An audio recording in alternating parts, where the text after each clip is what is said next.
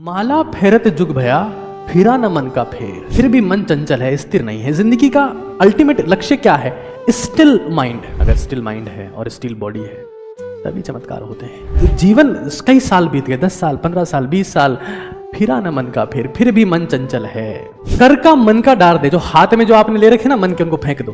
अब मन पे ध्यान दीजिए, और मन पे ध्यान देने का सीधा मतलब है अपनी श्वास पे ध्यान दीजिए। अपनी श्वास पर ध्यान दीजिए। जब खुद की श्वास पर ध्यान देंगे तो कंसंट्रेशन के करीब जाने लगेंगे, और आपका कंसंट्रेशन ही आपके मेंटल स्टेमिना की पहचान।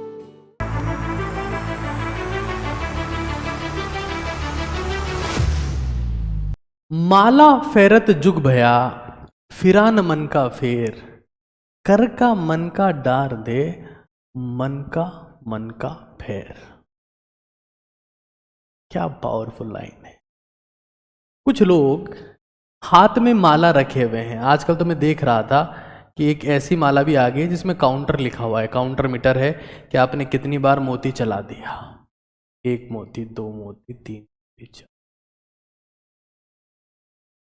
माला फेरत जुग भया फिरा न मन का फेर, फिर भी मन चंचल है, स्थिर नहीं है। जिंदगी का अल्टीमेट लक्ष्य क्या है? स्टिल माइंड, रुका हुआ मन और स्टील बॉडी। जब मैं ओजस्वी, तेजस्वी, तपस्वी भारत की स्थापना की बात करता हूं तो मैं इन चीजों की बात करता हूं। रुका हुआ दिमाग और ताकतवर शरीर। एक उम्र के साथ में आपकी उम्र जब बढ़ेगी, अभी हो सकता है कि आपका शरीर ताकतवर आप बना लो मेहनत करके, उम्र के साथ साथ माइंड कहीं ना कहीं मन स्थिर हो जाता है। लेकिन जवानी में अगर स्टिल माइंड है और स्टिल बॉडी है तभी चमत्कार होते हैं, और कोई रास्ता नहीं है चमत्कार होने का। माला फेरत जुग भया, जीवन कई साल बीत गए, 10 साल, 15 साल, 20 साल, फिरा न मन का फेर, फिर भी मन चंचल है। और ईश्वर के रास्ते में, हाईएस्ट लेवल ऑफ अचीवमेंट के रास्ते में सबसे बड़ी समस्या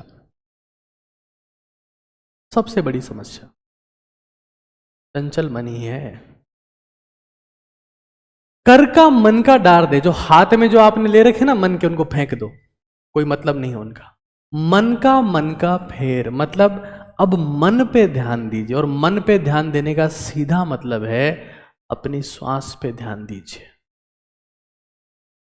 इस इंसान ने, यानी कि कबीरदास जी ने ये कहा है कि अपनी सांस पर ध्यान दो।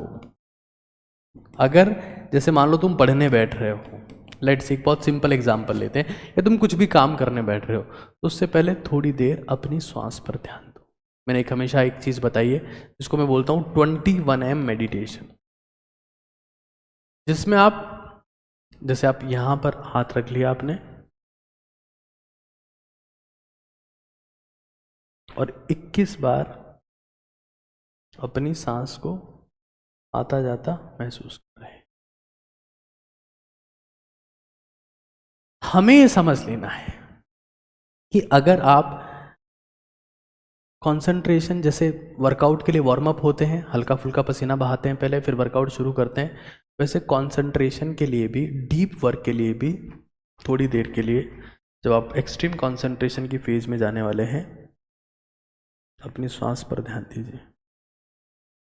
जब खुद की श्वास पर ध्यान देंगे तो कंसंट्रेशन के करीब जाने लगेंगे, और आपका कंसंट्रेशन ही आपके मेंटल स्टेमिना की पहचान।